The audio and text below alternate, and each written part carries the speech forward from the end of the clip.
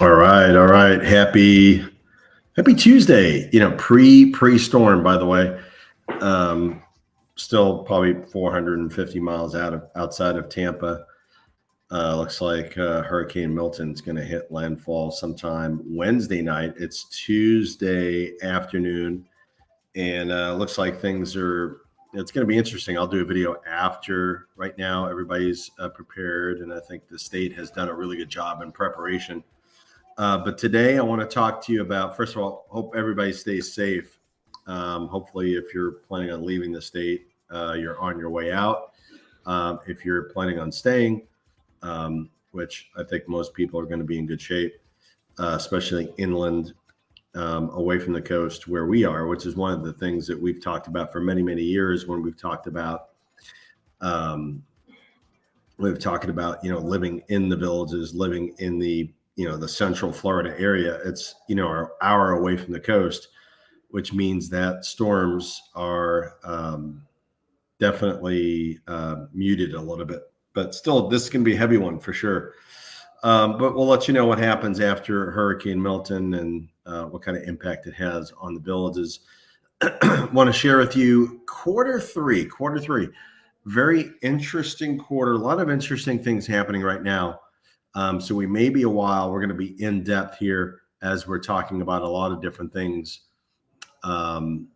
as far as what's happening over the last couple of months. It's been really interesting. So I'm going to share with you. Obviously, I'm doing this live. So if you're watching this later, you can leave comments. Also like or subscribe.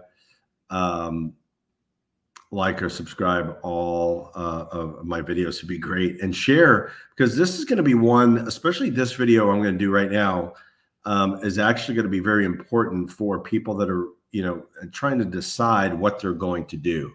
What's going to be the next step? Are they thinking about buying? Are they thinking about selling? Should I wait? Obviously one of the big things right now is the election that's coming up. That's just around the corner. The elections is coming up in 20 something days, 28, 29 days. Also, interest rates coming down as well is a factor that's really helped keep up demand.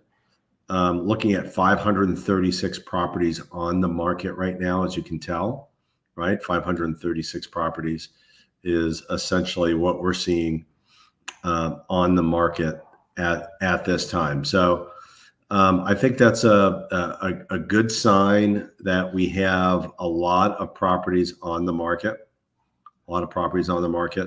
but at the same time, having too many properties can be a real issue.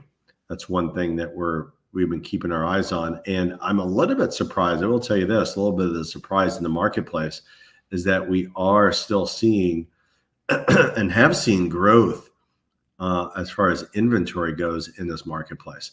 So I'm a little bit surprised by that. I am surprised by the amount of properties that are on the marketplace at the moment. So I think there are a few reasons why the inventory has grown. I think one of those reasons is that we've seen a slowdown over the third quarter. If you start looking at September of this year, which I'm going to show you. Let's take a look. We're going to look into, let's see, past 5 years. We're going to look at, let's start with like number of sales, right? I think that's a kind of a common popular thing that actually is very basic, but it also is very telling as well. So, this chart here and the numbers you're looking at, September of this year was actually a low month as far as number of sales, right? 123. And that wasn't the lowest in the last 5 years, but it was the second lowest next to 2022. But we know in 2022, the interest rates went up by a record pace, starting from March all the way into 2023. So we're seeing the market come to a screeching halt. You can see that, right? Like from high of 177, screeching down to 88 in November, but you can see all the rest of that year was meant to slow down, and you're seeing signals of slowing down of the industry, of the market. Same, actually in reverse this year. Excuse me. So if you look at 2024, January was the low month, and then you're seeing an increase in sales. And then it came down in June after the season. And then third quarter, July, August, September, held its own. So solid months. If you look at 2024, very similar to 2023, except for September, better than 2022, not nearly as good as 2021, but 2021 was a record year. And then 2020 coming out of COVID, not as good, and very similar to 2019. So I think that's what we've seen. This is a 2024. It's very similar to 2019. So that's one thing to look at. Okay, when we're looking at sales, that's one thing that we've seen is that the sales slowed down in the month of September. But now let's look at inventory levels, because inventory levels, obviously I've been talking about inventory levels being much higher, right now, probably the highest we've ever seen going on right now. It's come down by 4 properties over the last day or two, but still at 536 is pretty significantly higher than what it was even early part of this year and even just a month ago, because it looked like we were heading, below the 500 mark, but now it's way over the 500 mark again. So that's an indicator. I think, the election is an indication. I think people getting adjusted to the interest rates. Some markets have really picked up around the country, but our market in the Villages has not caught on. We are seeing a little bit more activity when I'm talking to my agents about what they're seeing. More activity, a few more pending properties, which we're going to take a look at in a minute. But we're looking at listings. We're looking at listings data. Listings data is, obviously, much higher.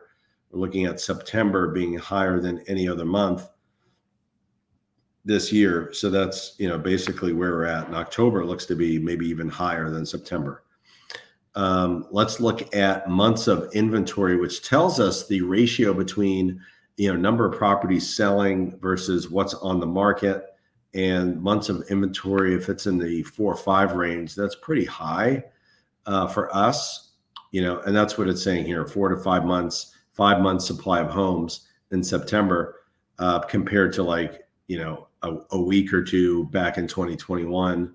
Most of the time in 2022, 1 or 2 months. And of course, with interest rates going up in 22, heading into the 3 to 4 range. And then finally, we're touching upon 5 months of inventory, which means a slowing down effect.